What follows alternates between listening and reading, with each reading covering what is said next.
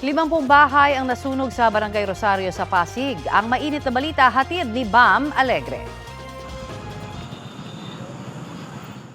Nagangalit ang paglagablab ng apoy sa gilid ng Ilog Pasig sa West Bank Floodway pasado alas 4 na madaling araw. Itinaas ng Bureau of Fire Protection ng ikatlong alarma para tugunan ng hindi bababa sa 12 fire truck ang sunog. Tinatayang 50 bahay ang natupok, pawang gawa sa light materials kaya ganoon na lang kabilis ang pagkalat ng apoy. Sa bilis ng mga pangyayari, walang naisalbang gamit si Ellen Raso. Pag dilat ko ng mata ko, yung apoy po nasa bintana na. Ayun, hinagis ko yung isa kong malita ko yung damit at saka yan lang nabitbit ko. Cellphone ID, wala akong nakuha. Halos isang dekada na rin dito si Tirso Maravilla. Naubos lahat ng kanyang ari-arian pati ang motorsiklong panghanap buhay niya.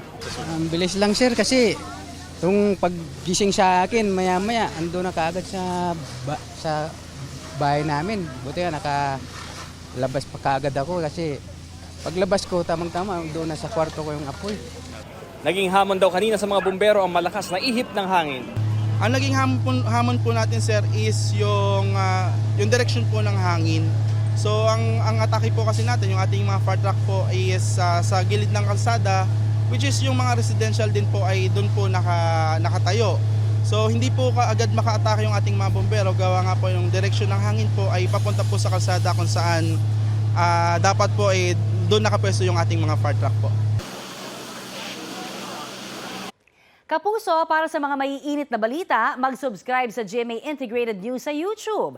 Sa mga kapuso naman abroad, subaybayan nyo kami sa GMA Pinoy TV at sa www.gmanews.tv.